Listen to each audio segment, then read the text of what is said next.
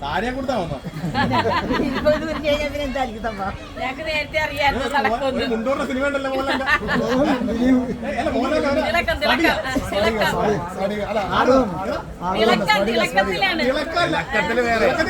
കൊണ്ടുവരുന്ന ഓടിയല്ലേ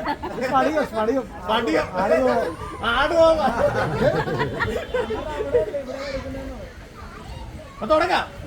ഞങ്ങളെക്കാളൊക്കെ ഒരുപാട് സാധ്യത ഉള്ള ഒരു സ്ഥലമാണ് നഗരസഭ. ഒട്ടുമിക്ക വളങ്ങൾ പുറത്തുനിന്ന് വാങ്ങിച്ചാണ് നമ്മൾ കൃഷി ചെയ്യുന്നത്.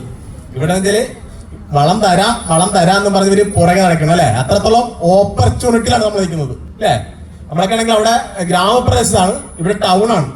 നല്ല സ്പോട്ടുണ്ട് ഇവിടെ. ലോകത്തിൽ തന്നെ ടൂറിസ്റ്റുകളിൽ ഏറ്റവും കൂടുതൽ വന്നു പോണ ഒരു സ്ഥലമാണ് ആലപ്പുഴ അല്ലെ. അപ്പൊ അവിടെയൊക്കെ നമുക്ക് കാര്യക്ഷമമായിട്ട് വിനിയോഗിക്കാൻ കഴിയണം. നമ്മളെ വളം ഒരു കാരണവശാലും നമ്മൾ അറപ്പ് വേണ്ട അല്ലേ. അപ്പൊ നമ്മൾ ഇതിനകത്ത് കിടന്നു പെഴുക എന്നുള്ളതാണ്. കരിയിലേന്ന് കത്തിച്ച് കളയേണ്ട കാര്യമില്ല. നമ്മള് ഗ്ലോബായിന്റെ അടി നമുക്ക് കൊടുക്കാം കേട്ടാ. അതോടൊപ്പം തന്നെ നമുക്കിത് കുറച്ചേ എല്ലുപൊടി ഡോളോമേറ്റ് ഇവിടെ ഇട്ട് ചെറുതായിട്ടൊന്ന് ഇളക്കിയിട്ട് ബാക്കിയോടെ കൊടുക്കാം. ഇത്ര ഫില്ല് ചെയ്താൽ മതിയാവും കേട്ടാ. ഇപ്പൊ വളം എല്ലാം കൂടെ ഒന്ന് മിക്സ് ആയിട്ടുണ്ട്. ഇങ്ങനെ ചെടി നട്ടിട്ട് പല പ്രാവശ്യമായിട്ട് നമുക്ക് ചെയ്യണ്ട. മിച്ചമന്റെ വളം കുറച്ചേ ഇട്ട് കൊടുക്കുന്ന നമുക്ക് കറക്റ്റ് റിസൾട്ടിലേക്ക് നമുക്ക് വരാനായിട്ട് പറ്റും കേട്ടാ. അപ്പൊ ഈ രീതിക്ക് കൊടുക്കുക. മഞ്ഞക്കണികളും നീലക്കണിയൊക്കെ ചെറിയ പറ്റ ഒന്ന് സ്ഥാപിക്കാൻ കൂടി ചെയ്യണമെങ്കിൽ നമുക്ക് കീടങ്ങളൊക്കെ പരമാവധി കുറക്കാം. 10 ദിവസം കൂടുമ്പോൾ വേപ്പെണ്ണ സാധനം എന്തെങ്കിലും വീട്ടിൽ മേടിച്ച് വെച്ചേക്കണം. ഇടക്കൊന്ന് സ്പ്രേ ചെയ്ത് കൊടുക്കണം. അമിതമായിട്ടായി പോലും ഒരു വെള്ളത്തിൽ ഒരു 5 ml മതി.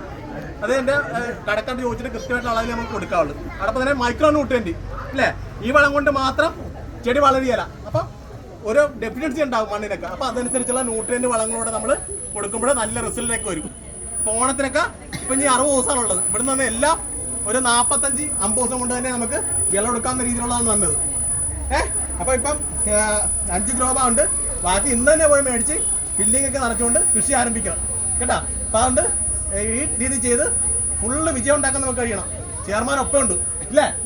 ഒരു കാര്യം കൂടെ കണ്ട് മേടിച്ച് കൊടുക്കാണ്ട് ഇറങ്ങിക്കളി അല്ലേ. ചെയർമാൻ കൊടുത്താണ്ട് ചെയർമാൻ ആദരിച്ചേക്കാം. ഉണ്ട്. അപ്പൊ ഈ പരിപാടി സംഘടിപ്പിച്ച ചെയർമാന്